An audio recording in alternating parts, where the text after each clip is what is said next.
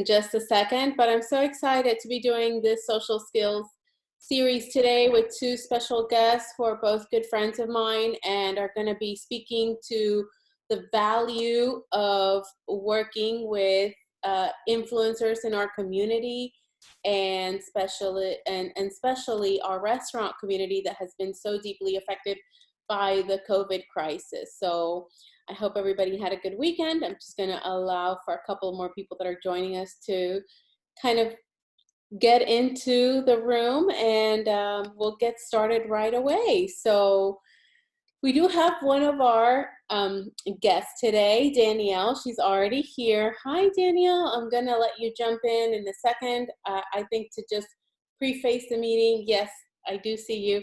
I do want to share kind of an overview of, how the influencer structure works with our within our agency, and also, kind of how the influencer partnerships and communities have kind of been so strong and so relevant during this time. So I recently had somebody ask me for an article on this particular topic, and I was able to share some of the experience from our recent history with a particular client, which is a restaurant in the Heights called Chicken Cone. And they were kind of in a rough patch, in a rough situation. They just opened up 2 weeks before the COVID crisis hit. So nobody knew about them. They didn't have a chance to kind of get their, hit the ground running. And we have been relying heavily on our influencer community to go and get them, give them support. And there are a lot of ways to structure partnerships of this,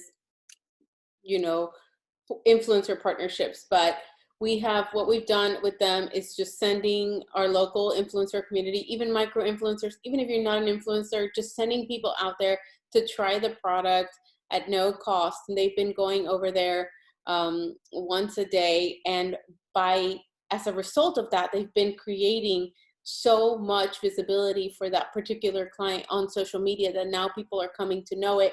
And we've seen an uptrend in sales. And now that we're out of the stay-at-home order and the restaurants were allowed to open back up this weekend, they had their biggest sales weekend since the grand opening.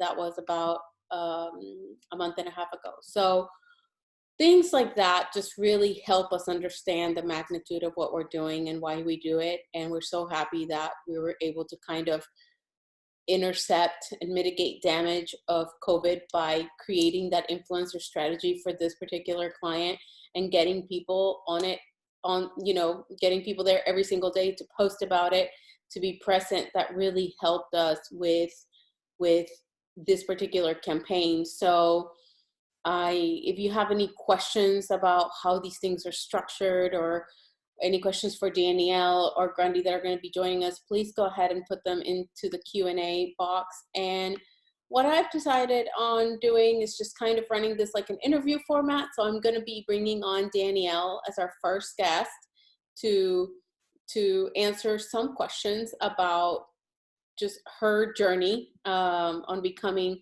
a very, very popular Houston influencer. And she's from Louisiana. She works with a lot of different brands and concepts, but she actually has a very interesting journey. And I'd love for her to just give us a quick overview of how she got started and where she's at with it now, because this is her full-time gig. And I noticed that when the COVID crisis hit, a lot of people thought, oh, wait, what does that mean? What did that mean for anybody? What did that mean for us? Because we knew that our restaurant clients were going to be affected. But yet I noticed people like her and a lot of our influencer community actually rose, and they started to post about the restaurants that needed the most support, and post about their specials, and post their limited menus, and post that they were doing delivery on every single platform. And that kind of helped them to be visible when, the news, the media, everything was kind of overcrowding social media, people like her started showcasing the restaurant community that was alive and wanting to thrive in this chaos. So I want to kind of bring her to the forefront now and ask her some questions. So please put any questions in the Q&A box and we'll go over those. So awesome, Danielle. Okay, I've got you on. Thank you so much for doing this. No, absolutely. Thanks for having me. Where's your video? I thought you were gonna. Yeah, where's my video? That's what I'm confused. I don't see myself. Let's see if you can do that. Or, oh wait, I'm gonna promote you to a panelist. There you are. Okay, we should be, let's see if that worked. Uh-oh, what did I do? There we go. It has a box for me. Okay, ask to start video. I'm gonna ask you. Perfect. Oh, There hello. we go. Hi. Hi, how's it going? Going well. How are you doing? I'm good. I'm excited to see you. It's been so long. No, it's been a while since I've seen anybody. So yeah, a while since I throw makeup or anything. So I'm glad. I was like, wait a minute, you told me you were glamming up, so I went ahead and put my makeup on too. So got to, yeah. Yeah, so I mean, you heard me give a little bit of an intro and about you, and I don't know if you want to share on, how long you've been doing this. I personally know that part of your journey, and then how you kind of got started and how it morphed into this full-time gig for you. Yeah, so I started in July of 2017, and I was doing medical device sales full time. And this just started out as just like a creative hobby for me. It was just a creative outlet. I've always loved photography. I've always been a foodie. That's part of my journey as well. My dad is a restaurant lawyer, so I grew up in the restaurant industry. My dad also owns restaurants in Louisiana. So I grew up like front of the house, helping my stepmom like host and seat people and stuff like that. So Love it. I've always really loved it. And then I just started the Instagram account, and I was already following a bunch of food bloggers, and I was like, man, like they're doing a good job, but I think I can do it. I think I can take some good pictures and stuff. So so I just started doing it and started getting more and more followers. And I was like, man, this can really make something of this. So right.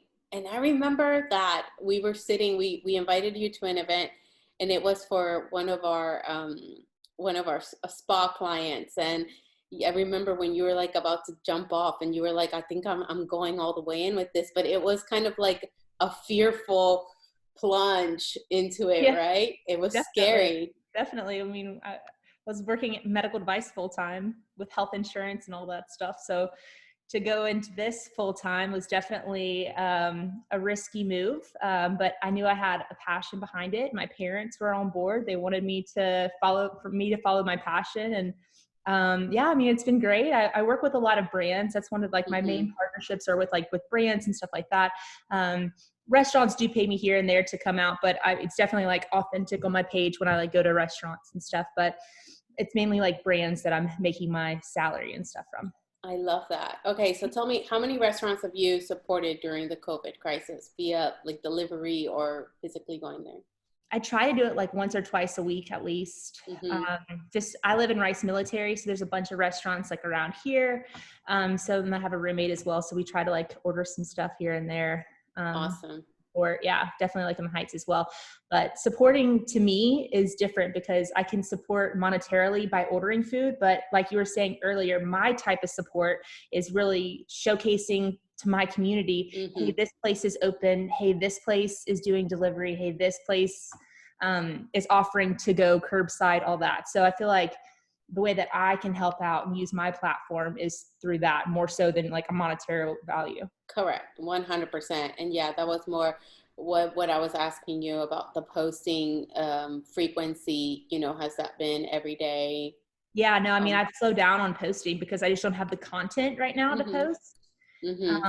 And I'm not going out obviously to rest. I mean, I'm not going out to places. So that's definitely a slowdown. I mean, I've lost a ton of money in business, but I'm able to do what I can and utilize my platform for good instead of just like not posting anything right now.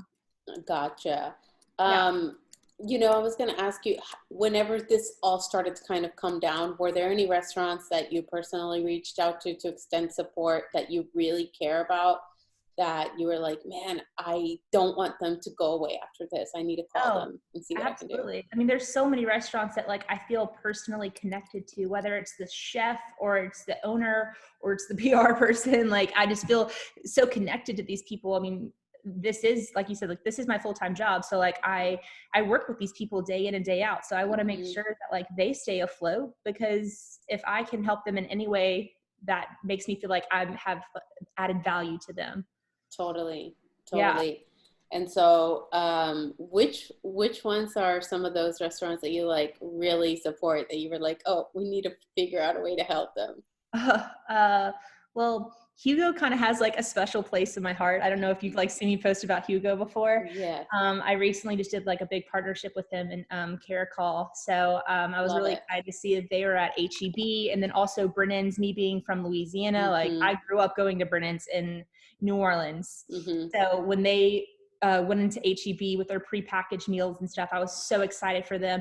And I love the fact that like Chris Shepherd is in HEB. I like that, the fact that like these restaurants that I love and like want to support are now in HEB as well. Yeah, totally. And Burns Barbecue at Kroger, I saw all Yeah. of that, and I saw that you posted Yeah. about Boyle House for National Crawfish Oh, Day. absolutely. Yeah. I mean, Bull Yeah. House is also very special to my heart. The guy that owns Bull House, he's from New Orleans. He knows my Mm-hmm. cousin. He's Mm, like a good old boy. He does medical mm-hmm. device sales as well and stuff. So I just, Awesome. yeah, he's like, you walk up to the front counter. He's like, hey, baby, what's your order? What can I Oh get my for you? God, that's So, yeah.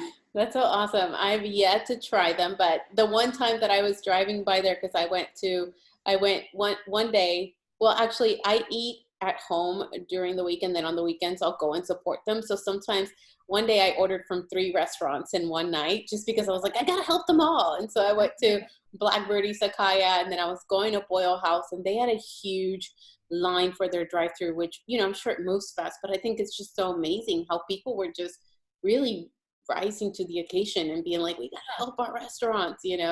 Absolutely. Yeah. I mean, it's just crazy that like this is people's livelihood and it just was just taken away in a Mm-hmm. matter of hours, right? Like when they Mm-hmm. shut down the city, like I wasn't prepared for them to shut down the city like that. So Nobody was. livelihood. And I think it's great what like Chris Shepherd has done with the Southern Smoke fundraiser campaign Mm-hmm. or foundation. Mm-hmm. So any way that I can like help bring awareness to that, I think that's really great too. So Mm-hmm. Awesome. yeah. So, like, what thoughts or concerns did you have, like, for the restaurant industry as a whole? Like, what do you think? How do you think it's going to kind of shape out after this is all said and over with? And do you think that they'll maybe adopt some, more influencer strategy, kind of, maybe invest a little bit more on this than they did before, because now the only way that they have to get people food in their hands is literally by maybe delivery, pickup, takeout. I know we're doing some inside seating right now, but I think that one of the vessels that really worked for us was getting people to picture their food at home, getting people to get their Uber and taking, kind of like you've done. So do you see that kind of being a long-term effect, and do you think that that's going to shape the way that they do business? Yeah, I mean, I think that a lot is going to start to change. I Mm-hmm. mean, dine-in with menus, I think that menus are going to change. I think that the way that we get out information about restaurants, I think that this has really shown the power of social media and about how there has been a lot of, influencers, or I hate the word influencer, but like social media people getting the word out that like this restaurant is open and stuff like that. And so I think that there's some restaurant owners that probably didn't believe in the power of social media Mm-hmm. until now. And Yeah. now like, oh my gosh, well, how did these people know that we're open for curbside? Well, so and so posted about the y'all's family Mm-hmm. bundle or like that kind of stuff. It's sometimes it takes like, a hard event for people to know that there's like, different way to strategize, I guess. Absolutely. Yeah, I definitely think they'll place more value in working with people like you. And I definitely have seen an influx of inquiries with us for our business because they didn't have this kind of scope laid out. They had, just regular traditional marketing or Yeah. maybe the other things that they did, but that this obviously the situation shifted everything. So Especially when just you're talking about like millennials and Gen Z, I mean, we get all of our news off of social from media, social media. right? Like that's how we get our news. So, I mean, I get messages every day. I get tons and tons of messages, where can I go for a to-go margarita? Where can I go for this? Where can I go for that? I mean, constantly, but it's my job to provide them with that information. And so I don't think that some restaurant owners don't understand the power that we have to give that to our community. Yeah. Oh, 1000%, Yeah. 1000%. Because It's you're a that's like resource. old school. I mean, I know my dad personally. I mean, when I decided to do this, he was like, "I'm sorry, what? What is it? What's social media? What are we talking about now and stuff?" And Right. now he understands it because I explain it to him. But there's so many restaurateurs that just don't understand the power of it. But I think that this Absolutely. really helped them bring them into the light. Yeah. And I know that after kind of the initial shockwave of COVID, drama hit and then settled, we were like, well, how are we going to do this? Because people don't want to leave their house. So we started polling some, of our community, and we said, hey, are you open to receiving packages from Uber and Grubhub? And we'll give you like a credit. We'll show you how to go through that. And it was really interesting because we also hit a couple of walls. Like when the food arrived, it wasn't aesthetic. Like the presentation sucked. So all Right. they could post was just a picture of, a bag of food. And so we kind of hit some bumps and figure that out. Well, luckily now we have a system down, and we found too that a lot of people weren't opposed to just leaving their house and knowing that it was just a quick, curbside pickup. Yeah. So they were kind of open to And that. I think that if people know in the back of their mind that they're also helping the restaurant industry, Hmm. that's like, okay, I don't need it necessarily to be like aesthetically pleasing like it would be in a restaurant, right? Like Right. I know that I can still help that restaurant out. Like if it's kind of a mess and it still tastes good, I'm fine with that. Yeah, totally. All right, cool. So last question. So after you do a partnership, I know you said with local restaurants, you just like support, but with brands, they might come to you. I know you've worked with a lot of spirit brands, and you can make cocktails, you can set up picnics, you put a lot of work and energy and effort into these, campaigns that you do. Once you do it, do you offer them a analytic report, how your campaign performed, how many impressions they got, all of that stuff, Yeah, swipe ups? absolutely. So I actually have a team out of New York that runs all of my deals for me. Mhm. So once my campaign is completed, and even beforehand, when they're talking prices and they're talking this and that, my team handles all communication with them and will basically show them my following, my reach and all that, my impressions. And then afterwards, they will send behind the scenes, like they will go into all my data and figure out like, the reach of like the posts and stuff and send that over to them. They'll do like a whole report. Love it. Love it. Yeah, Yeah. just to make That's sure. I mean, brands want to see the return, right? I mean, if they're paying, what, I charge, like they want to see the return. mm-hmm. So that's what Mm-hmm. my team is there for. They do all that. Yeah, I love that. And I love that you're part of a network that is kind of in charge, and Mm-hmm. we manage that for clients as well when they want to do a whole campaign. And so it sounds like that's something that you're already working with, and that's great because then it gives the client the peace of mind that it's not just somebody. A lot of people have had bad experiences where they get screwed or they didn't get what they paid for, but it's because it wasn't properly managed. So Yes. And yeah, I think that it's so new to a lot of people. They're like, I just put that up. oh. I was like, I think that because it's so new to a lot of businesses, that they don't really know, like you said, they don't know how to manage it. So yeah, I think that once people kind of understand how to go about running campaigns with content creators, that it makes a lot more sense. Yeah. Well, thank you, Danielle. I put up your profile here so people could look at it. And obviously, please go follow her at Hangry Houstonian. you know, Danielle is obviously active in the Houston market, but feel free to message her and inquire with her about any collaborations that you have in mind. And obviously, if you're a local restaurant, please use her as a resource and reach out to her and just introduce yourself, because a lot of times, like, we don't know, you know, who's all active in our community. So Yeah, absolutely. I love yeah. receiving DMs and emails all day long from restaurants and brands. So yeah. Yeah. Well, thank you, Danielle. And I'll see you soon. Once this is all over, we'll get together, have some crawfish. Awesome. And Perfect. thank you. I appreciate you. All right. Okay. Bye. Okay. Bye. Okay, guys. So thank you so much, Danielle. That was awesome. Now I'm going to bring in our next guest, which is Grundy. And Grundy is just full of surprises. He is so awesome. Grundy, I just put you on. Let me make you a panelist real quick. And yeah, like I was saying, Grundy has so much to offer because he is just a creative powerhouse. He actually works with us not only as an influencer. Hold on one second. I'm promoting him to a panelist. There we go. Okay. Hey, how are you? What up? Can you see me? I can't see you. Hold I on mean, I one can see second. you. I can't see me. Okay. I know. Let's start a video. I'm about to put you on.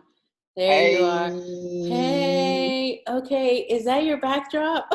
That's the backdrop. I Look, forgot I used it before I changed it to that. he's got his own mural, guys. He's got his own mural in Houston.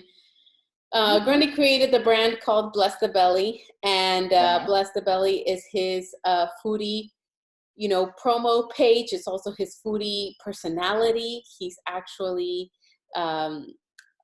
Grundy is actually one of our team members. He's joined us before, not only as an influencer for different collaborations, but he's also been with us as part of the social behavior team, where we contract him to do creative work for our clients, anything from shout outs, video recaps, where he comes out to events to do, you know, photo shoots.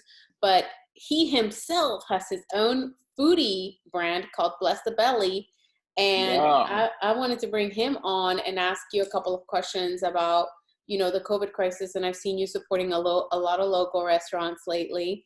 And obviously we work with some, you know, some restaurants ourselves. And so I wanted you to kind of get into how you've helped out during the crisis, and, you know, how many restaurants you've supported and what you've been doing. And I also want you to tell people, and maybe we can watch a foodie freestyle on this chat that I can bring up, because I'm crazy about those things, and people don't understand.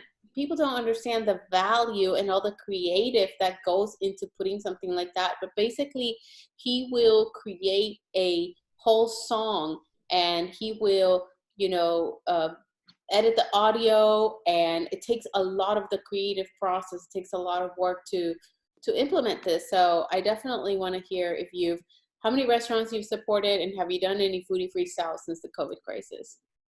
Since the COVID crisis, well, let me start by saying, so Bless the Belly, the whole goal with Bless the Belly is to make it like a food entertainment show, not entertainment, entertainment, right? We all love food and we all love to be entertained. So I thought those are the two daily things we can't go without, right, in this day and time. So combining the two would actually make it something, I think, urban and dope for everybody to kind of watch. The foodie freestyles came about because originally my background is from music, and people know in my neighborhood and all that, I'm big on like creating music and stuff like that. And you know, I was like, I have to find another way in. I want a different pitch. Now that I have this food channel, I don't want to stop rapping. I mean, how could I rap about food and not make it corny?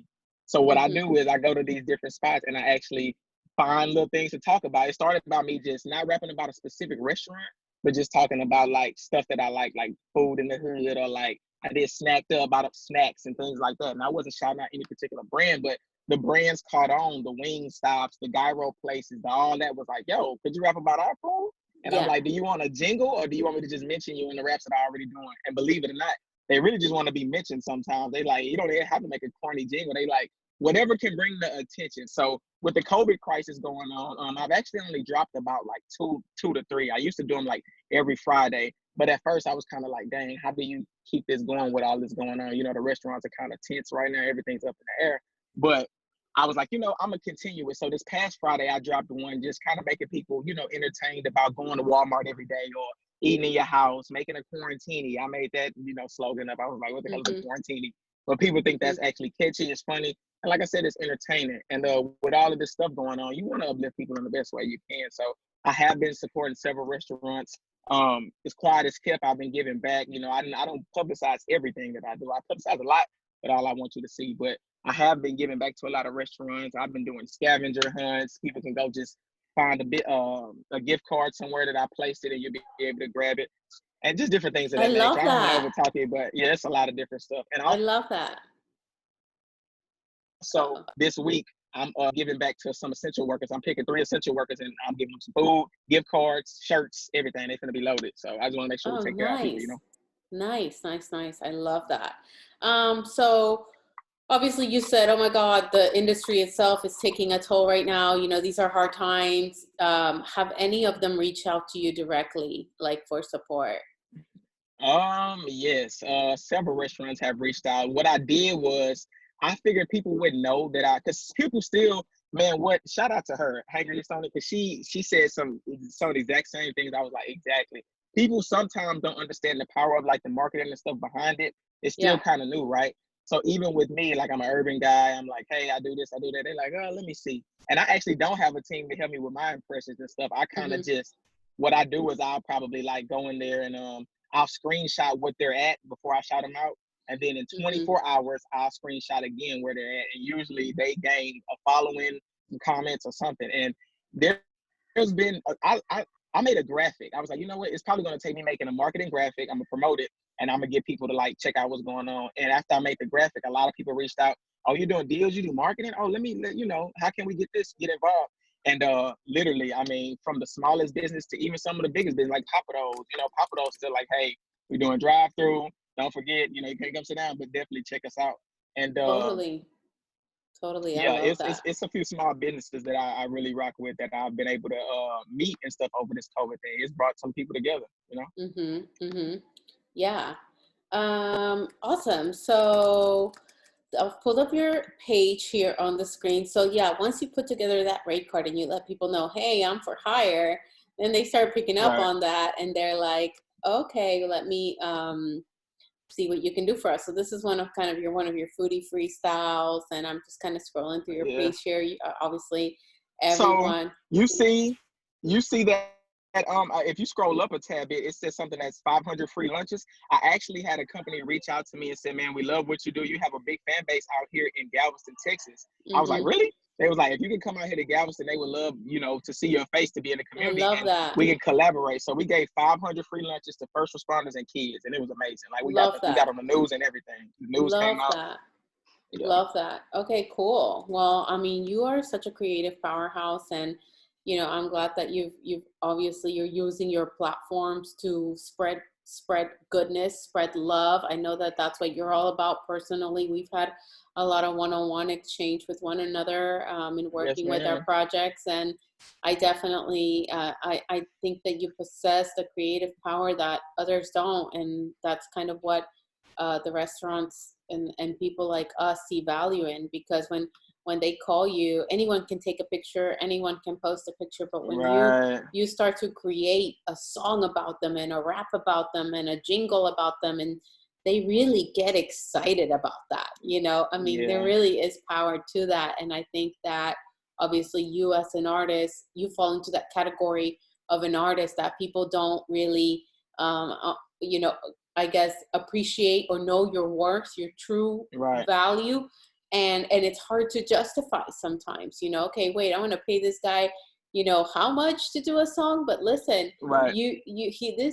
you are somebody that, you know, harnessed your strength and created this brand. And there are other marketing agencies like mine that are a little bit well structured to where when people come to me and you want me to get a creative team to write a song or a jingle about you, okay, well, here's a couple $1,000 fee to do that. And with you, your pricing is, you know, a lot more affordable than that. So I don't know if you want to touch on that, but I definitely have seen the direct impact that you bring to our restaurants, to our clients, which is why we love working with you.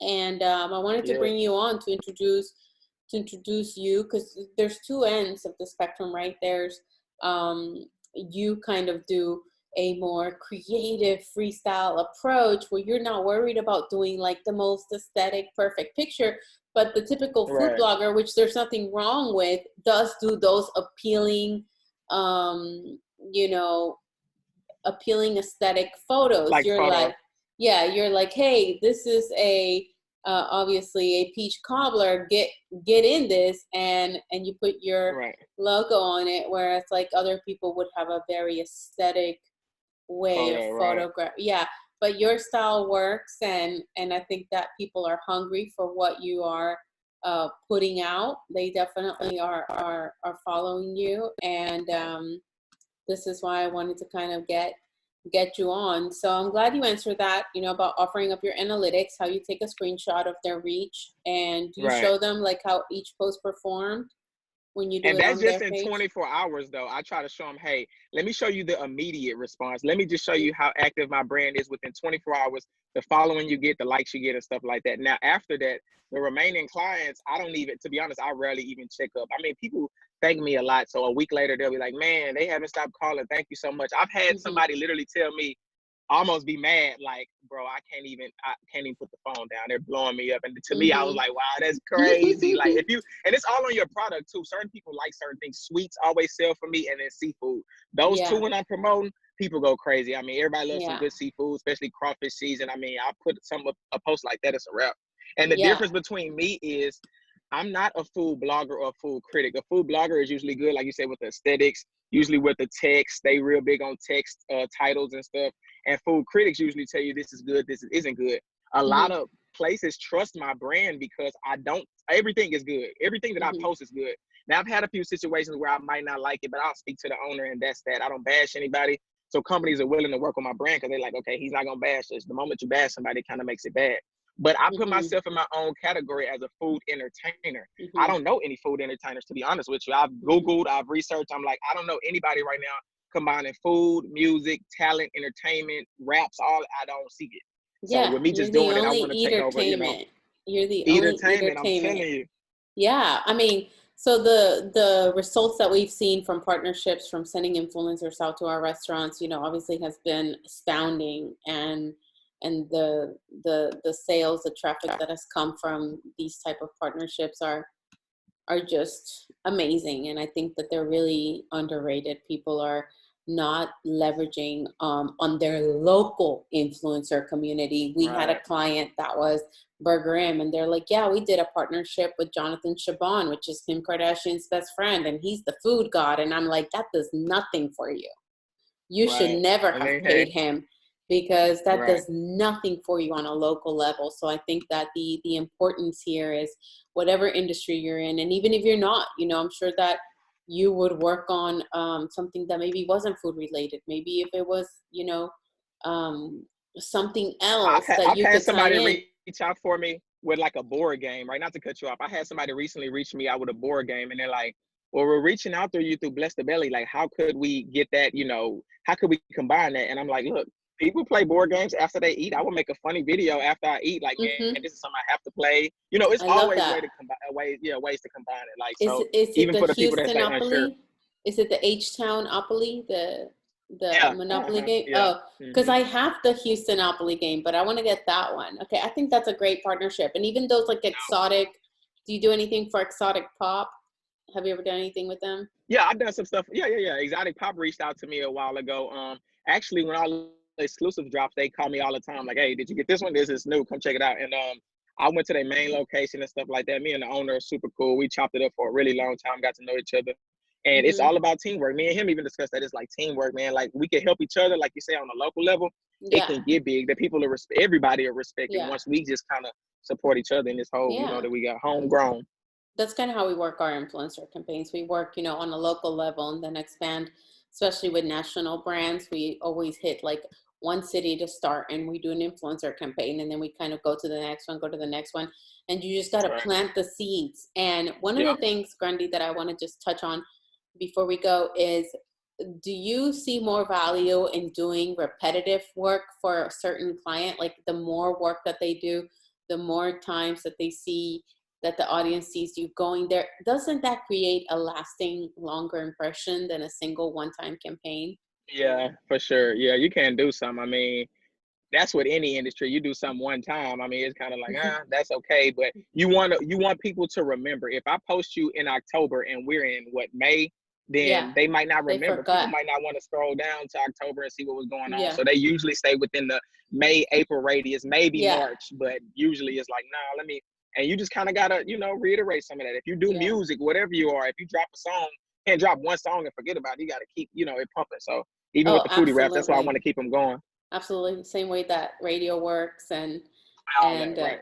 yeah, just play after play after play. So when we do our influencer campaigns, we work in several visits. Like it can't be a just one and done, because it's just does not support the consistency that we need to put in the feeds for it to be programmed into people's minds. Like, oh, you know what? I can't keep forgetting that. I got to go there and to kind of take action. So Right. awesome. Well, I appreciate you coming on and talking with us, and I'll No, see you on the flip side. And thank you so much for all that you do. And I look forward to our next project together. for sure. Let's eat. Whenever this stuff open back up, I'm trying to bless my belly for real, for real. Exactly. Me too. All right, let's go. Chicken cone. Here we go. All Here we right. go. Come on. All Bye. I'll talk to you right. Thanks, later. Karen. Okay. All right. Bye. Bye. Love. Awesome, guys. So I'm glad we had Grundy and Danielle come on today. We manage social media for several local businesses, and we anticipated an immediate impact on that influencer to business relationship. And we had to kind of pull tricks out of our box, and we thought, what are we going to do to kind of help one and help the other? And we started to structure these influencer business relationships and kind of work it into where they go every single day and they get eyes on their restaurant every single day. And that has really been the response has been positively overwhelming, because the influencer was eager to help the community, and they rely on the success of the restaurants to stay in business. So they were eager to help out, and it's just been an amazing to witness how the Houston influencer community has kind of risen to the occasion, and not only helped out in support of the restaurants, but our frontline workers and everyone that's been deeply affected. And so with that, if you would like to talk about any type of influencer campaign, if you have a question about uh, how these things work, because it's not a let me call them up and get this done, where you could miss some steps, you could miss an opportunity to make a bigger campaign. Maybe a lot of times when they respond to you, they might say, yeah, I charge $1,000 a post, and you're going to be shook if you get that response. But we can help you understand, or where we're a liaison between the influencer and the business. So we kind of help work through those situations and get the best possible outcome for both the restaurant and the influencer. And again, the people that we've been speaking with today, Grundy has 22,000 followers, and he does the entertainment style concept. Danielle, who we spoke to first, has 38,000 and a half followers. So these are people that have really vested a lot of time and energy into creating this platform specifically for restaurants. But just like them, they exist and lie within other industries. So don't limit yourself to the restaurant community. If you have a different brand or product, it could be real estate, it could be a luxury good, it could be a consumer product. There is a whole network of influencers out there. And again, these are data driven a result. So like I just asked them, hey, do you provide the analytics? Because it can't just be a post and say, look, this is how it did great. There has to be some type of way to measure the data so that you know that it's going to be positively influenced. And a lot of times too, we set up kind of like affiliate codes where we can track who's coming in from where, who's buying products as a result of which campaign, and who's actually getting us, you know, the most return on our investment. So there's definitely all those parameters set in place for us to measure the results of any influencer campaign that we do.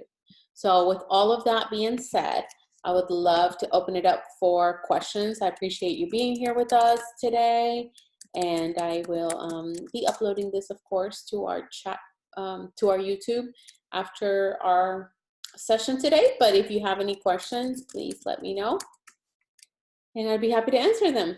You can type them here in the Q&A box or the chat box. So no questions yet. All right. Well, I hope today was helpful. I hope today kind of give you a glimpse as to how, you know, how the how the influencer industry has responded to this and why they've been so important. And if you have any questions about any type of influencer structure or partnership, definitely let me know. And I thank you so much for being here with us today.